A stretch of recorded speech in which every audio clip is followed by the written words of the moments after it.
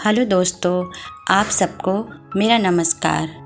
दोस्तों, आज से पितृपक्ष आरंभ हो गया है। पितृपक्ष को श्राद्ध पक्ष भी कहा जाता है। भाद्रपद की पूर्णिमा तिथि से लेके आश्विन कृष्ण पक्ष की अमावस्या तिथि तक इन 16 दिनों में जो दिन होते हैं ये पितृपक्ष के लिए माने जाते हैं। इन 16 दिनों में जो श्रद्धापूर्वक किसी ब्राह्मण ब्राह्मणी को भोजन करा के दक्षिणा दे करके दान दिया जाता है उसे ही श्राद्ध कहा जाता है।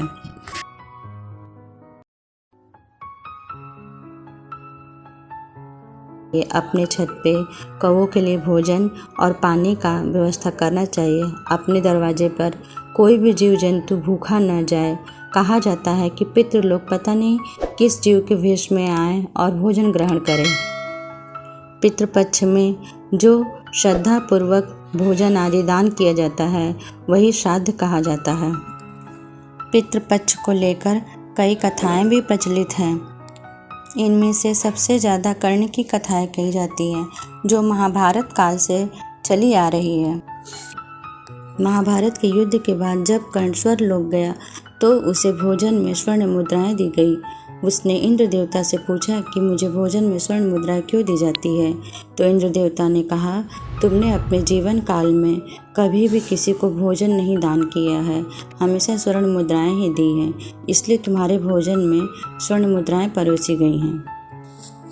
इंद्र देवता बताएं, युद्ध में तुम्हारे पुत्र भी मारे गए हैं, तुम्हारे निमित्त किसी ने भी कुछ भी तर्पण नहीं किया है, इसलिए तुम्हें स्वर्ण मुद्राएं जाती हैं। कर्ण ने कहा, इंद्रदेव, मुझे अपने पितरों के बारे में कोई जानकारी नहीं थी, तो मैं तर्पण कहाँ से करता। इंद्र देवता कर्ण की बात जान करके उसे एक मौका दिए, उसे पृथ्वी लोक में भेजे। पितरों के नाम पर उन्हें बहुत दान दक्षिणा दिए, श्रद्धापूर्वक श्राद्ध किया। यह सारे कार्य होते हुए 16 दिन, इन्हीं 16 दिन की अवधि को पितृपक्ष कहा जाता है। तभी से पितृपक्ष मनाया जाने लगा। से बहुत आशीर्वाद किए। दोस्तों, यदि एक बार भगवान रूठ जाए तो पूजा पाठ करके उन्हें फिर मनाया जा सकता है। यदि पितृ रूठ जाए तो उन्हें नहीं मनाया जा सकता है। दोस्तों, यदि हमारी जानकारी अच्छी लगी है तो आप इसे ज़्यादा से ज़्यादा शेयर कीजिए, लाइक कीजिए और सब्सक्राइब कीजिए। अगली जानकारी में फिर मिलेंगे, तब तक के लिए नमस्कार।